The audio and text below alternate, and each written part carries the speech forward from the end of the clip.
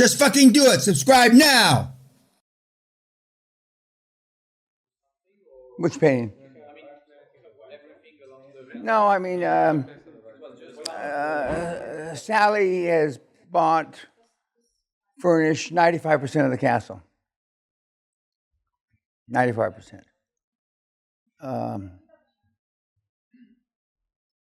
But I had, my painting won the International Something Award for the best portrait painting in 1986. My ex-wife won, only came in second in 1987. And she looks like Princess Di, and Princess Di copied her hairdo. That was Princess Di. And my wife, knew Princess Di. We knew the former king before he was king, because we were invited to various things. And when we'd go to public affairs, and Sally would, Linda, my first wife, would get out of the limo. They'd think it was Princess Di. Then I'd get out of the limo, and I didn't look like Prince Charles, now King Charles. But so we've known, the royal family, parts of the royal family, for 40 years. And a few years ago, we had Princess Anne, who's the real workhorse of the family. We sponsored an event for her here at Guthrie. And so, we've been acquainted with the royal family, for 40 years. Which that and $6 will buy a coffee at Starbucks. Make a shit. Questions? Who was the biggest cunt? When in this group? Yeah. It's a tie. I say this and it sounds awful, but there's not much testosterone in this group. There just isn't. I'd be a disingenuous. When you compare to you, No, not compared to me. I mean, we haven't had anybody compared to me in a long, long time. Maybe one or two in 31 years. But I mean, guys, you just, you may not have thought that you led a bubble wrap life, but you have. I mean, even though we have 3 felons in the room, I mean, you haven't had a hustle really. You're not like, and I'm not saying that the guys in Gaza trying to get food on the table, or the guys, in Ukraine. I mean, you just haven't. A couple of you have served in the police force and fire department. Thank you for your service. I'm not sure. I think we have one guy from the former military. Thank you for your service. But I mean, you haven't busted your balls to do shit. You just haven't. And if you think you have, that's part of the elitism of the current generation. They haven't done shit, and yet the kids feel entitled, and it's not right. And it's going to get worse. It's not going to get better. It's not going to get better. You guys don't understand. You don't. I do. And I have people, the Vatican, the Pentagon, and I have a lot of guys, because I've been doing this a long, long time. And you just don't understand. And I've done business in Russia and all these places, and I know how they think. And I was doing business before the wall fell in the Iron Curtain countries, since the wall fell, and I was there as a young Army officer. I mean, you just don't get it. And the average American, not just the American, the average European, unless you're in Hungary, right up against, Ukraine, and I mean, you don't fucking get it. The likelihood is somebody's going to make a mistake, and I don't believe NATO will get involved, but somebody's going to make a mistake and fuck something up easily. Ukraine. No, I mean, so either from the Russians, Ukraine, they've already had people fuck up things in Gaza and Israel, and they blame it on, and rightfully so, the fog of war. Unless you've been in that environment, a lot of bad shit happens. A lot of bad shit happens. But One of the reasons I moved here was because the likelihood of somebody dropping a bomb here are zero. Zero. 0 to the 10th degree, and you can't do that. But I moved here because I was in the midst of a fight with the mafia, and this place is easily defensible. And when they're trying to kidnap my kids, In hindsight, maybe I should have let them take my kids. But anyway, what? Yeah. Well, and one of the reasons Gabriel's doing so well in Switzerland is because they think differently there. I mean, but you just don't get it.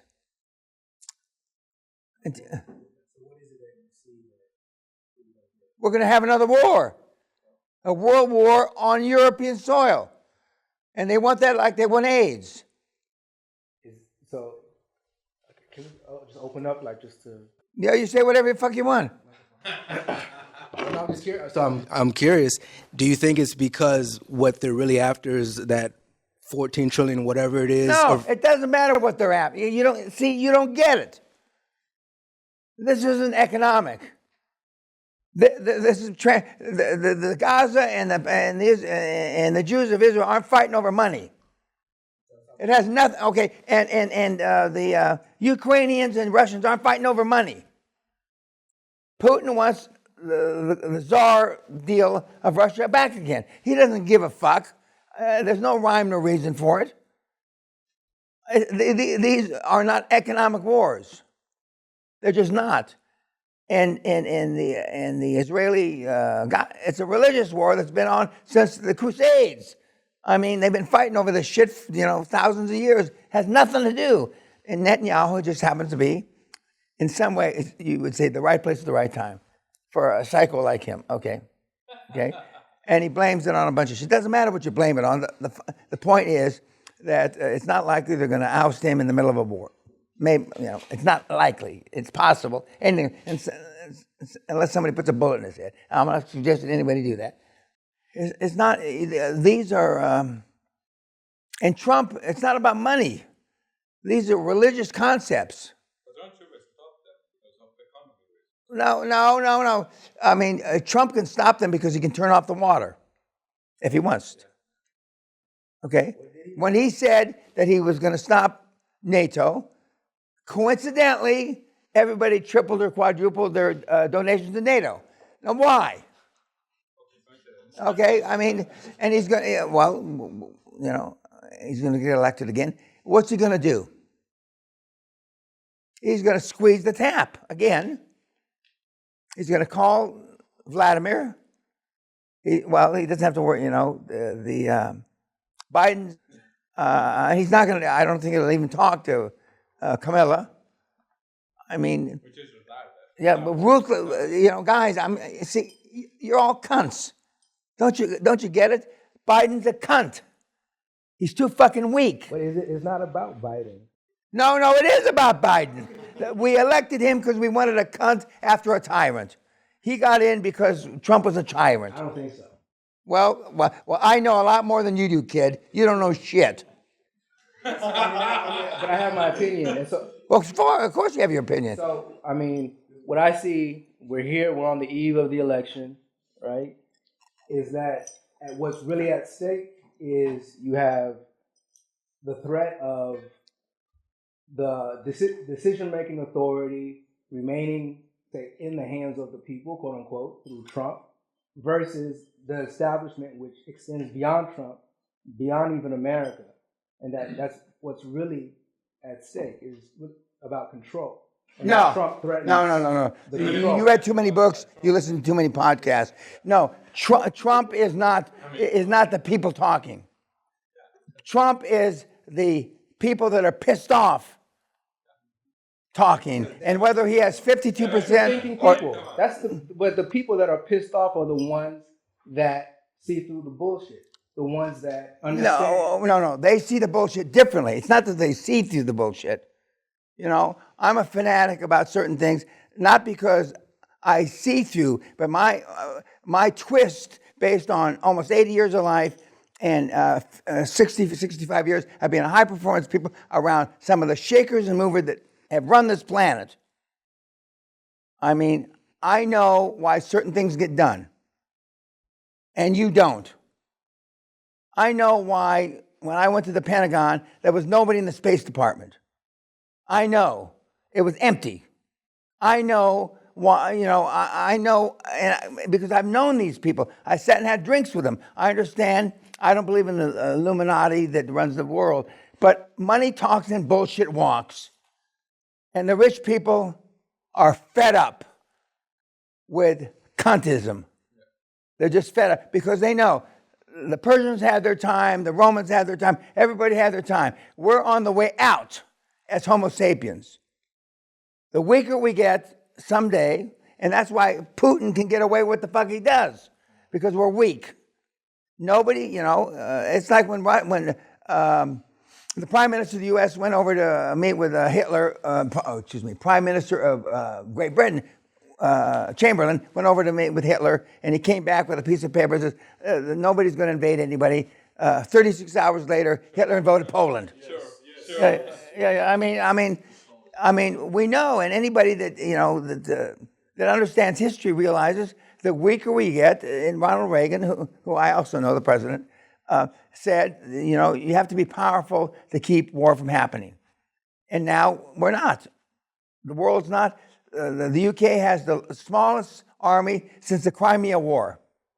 I mean, the smallest fucking army. And I don't have the stats on other, but I got prepared from when I was running for office. I mean, if Attila the Hun and Genghis Khan and those kind of guys were still around, and the closest we have is Putin, there's no recourse. You can cry all you want, but unless somebody's willing to do something, you saw that slide in 42 minutes, 320 million people. That's the threat NATO has. There's no fucking way that Putin wants to fight with NATO. None. But I don't believe NATO's going to do that. I believe they could take whoever he wants, and NATO's going to figure out a reason why not to fight. Nobody wants to have people die like they're doing in Gaza and in Israel now. Nobody. Israel and Gaza arguably have no choice. They're either going to fight, and Sally and I've been there, and notwithstanding I've been in business with those guys, and I've never heard anybody on the Middle Eastern side or the Israeli side that had any good words about a dual state. They talk bullshit on BBC about it, but my experience dealing directly with these guys, fuck no, the hate is like venom between the countries. And Netanyahu has got away with it so far, and Biden's not going to stop him. He wants to kill every cocksucker in Lebanon and Gaza, every motherfucker. He wants. You know how I talk about eliminating DNA? That's exactly what he wants, and nobody's going to stop him. Well, I mean, part of what he's doing, I happen to agree with, but and children and women are collateral fucking damage. When the U.S. bombed Dresden and killed 132 people in an hour, forget the atomic bombs. Nobody was complaining about the poor little fucking German kids when they leveled. America leveled most of Europe, running around for, it's an exaggeration, a handful of Germans. It wasn't a handful of Germans. And none of you guys, save one or two of you, have got any experience about this. And I mean, war is shit. And the collateral damage. In the United States, it's not likely there'll ever be a war on the ground again. If there is a war on the ground, it'll be a civil war. It'll be a civil war. And and I know, I mean, there's people in the South that say, at a cocktail party like this, with a rebel flag on the wall, the South shall rise again. I mean, now maybe in Delaware or New Hampshire, okay, I mean, that doesn't happen, but and when I was with some of the biggest German companies in the world, and I go to places like this, and the Germans say, if we thought we could win a third world war, we start one.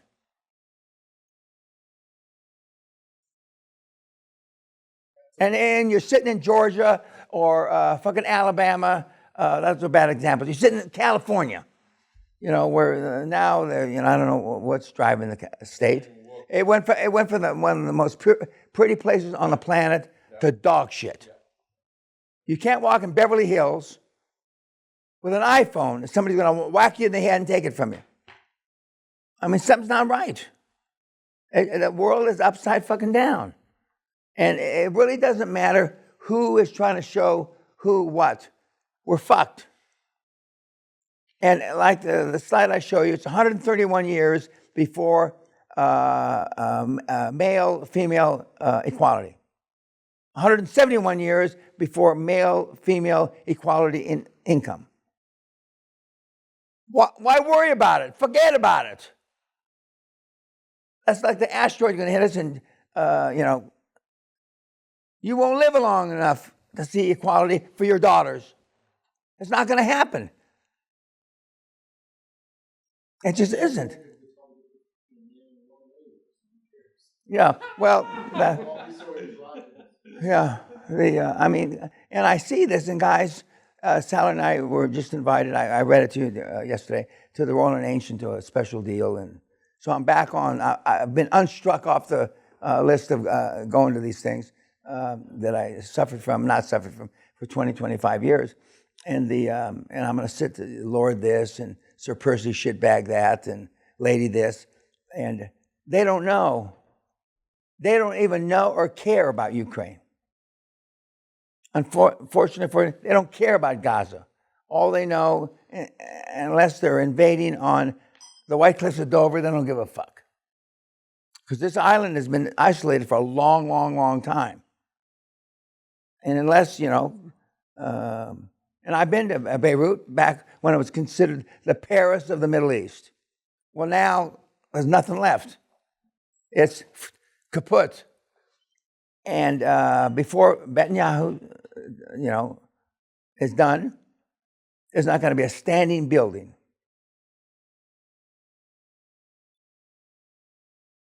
And they will kill 500 civilians to kill one superstar.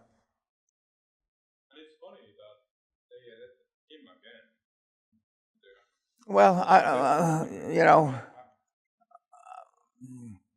in a lot of ways, I can't speak because, you know, but I know plenty of Israelis, and I know a few Palestinians. They've got no choice, you know. They're in up to their eyeballs. So what are you going to do now? Let everybody go back to the caves and start all over again? When I think about it from an engineering point of view, not that I'm an engineer, all that infrastructure they built under the ground, both in Gaza and in Lebanon, they've been working on this 20, 30, fucking 40 years. Well, I don't know about the city of gold. Yeah, and they it's unbelievable, the work. You know, it's like I tell you, the guys that boxed, if you put 10% of that effort, the guys that went all out, you're billionaires. Unfortunately, not too many do that. But it's certainly possible. You know, and again, these are pretty successful guys, and the one gal, Viking bitch. But I mean, just remember the black guy. Just think about that. That's massive.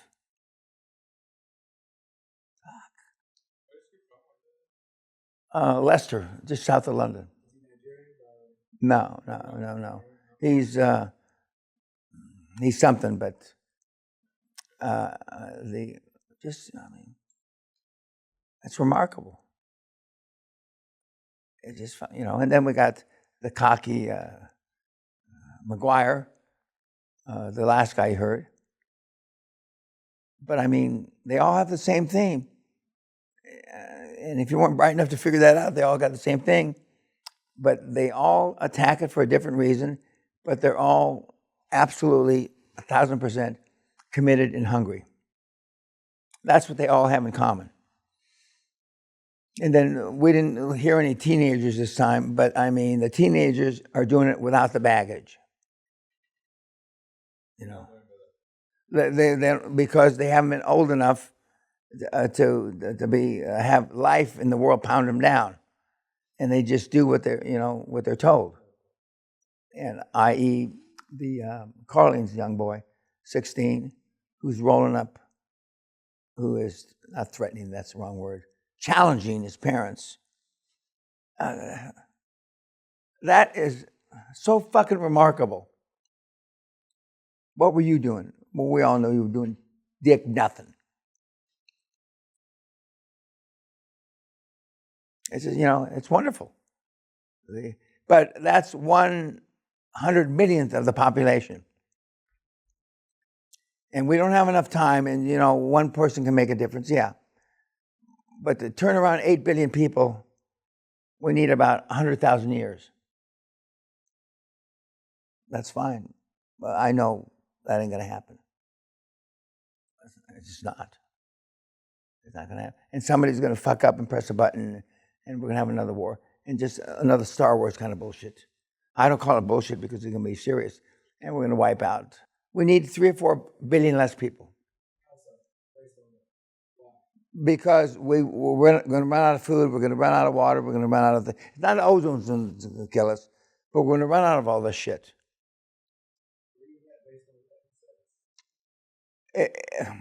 Read the reports from International Monetary Fund, read the reports from the World Bank, read the reports from NATO, read like I do every day or every week.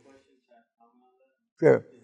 So I was listening to Elon Musk, and he talks about one of his sons. I'm not going to say this verbatim, but he says, he says, my son's dead. Yeah. He said the woke virus has took him. So you saying that we need this many people less, is that because most of these people ain't producing?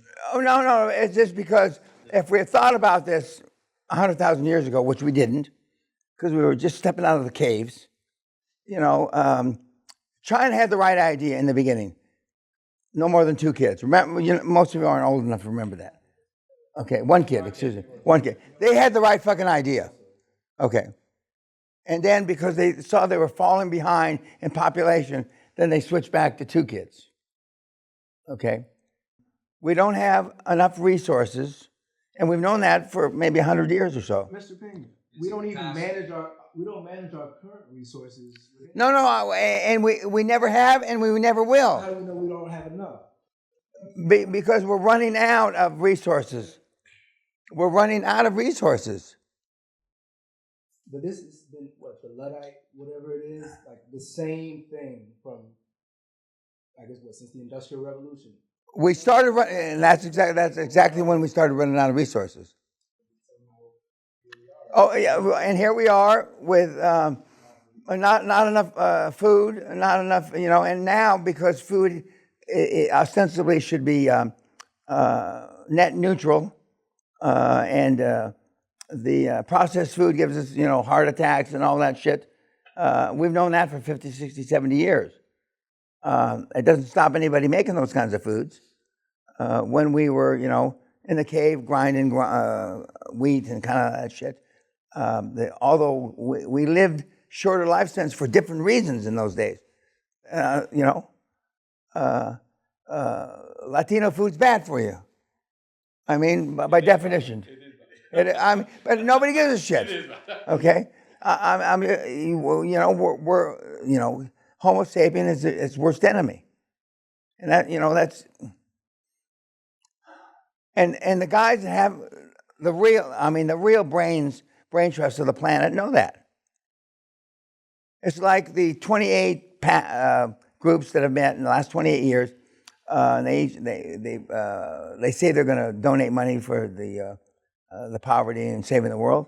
So far, in 28 years, not one fucking penny of the hundreds of millions of dollars and the billions of dollars that have been committed by the rich countries have been forwarded to the poor countries. Because I told you, second day of the seminar, because of the C word, corruption. None of that money gets to where it's supposed to go. And Sally and I have been, in the last almost 20 years, been involved with enough charities, including Rwanda, where we started charities. And You can't go from me to this kid without three people, the money doesn't get where it's supposed to do. It just doesn't. But nobody talks about it because they believe, rightly or wrongly, it'll become even more of a self-fulfilling prophecy if people know. I mean, the world's fucked. It just is. I mean, you're living in a dream world. And some of you that are young enough to have kids, your kids or your grandkids are going to see Armageddon. Like in the Mad Max movies. And they're going to come to even Delaware. And you're isolated little thing that you're there. And it's going to be the tough guys that take the money, the food, the water from the weak. Yeah. And now, I'm a tough guy. Nobody's taking shit from me. But I mean, most people aren't tough.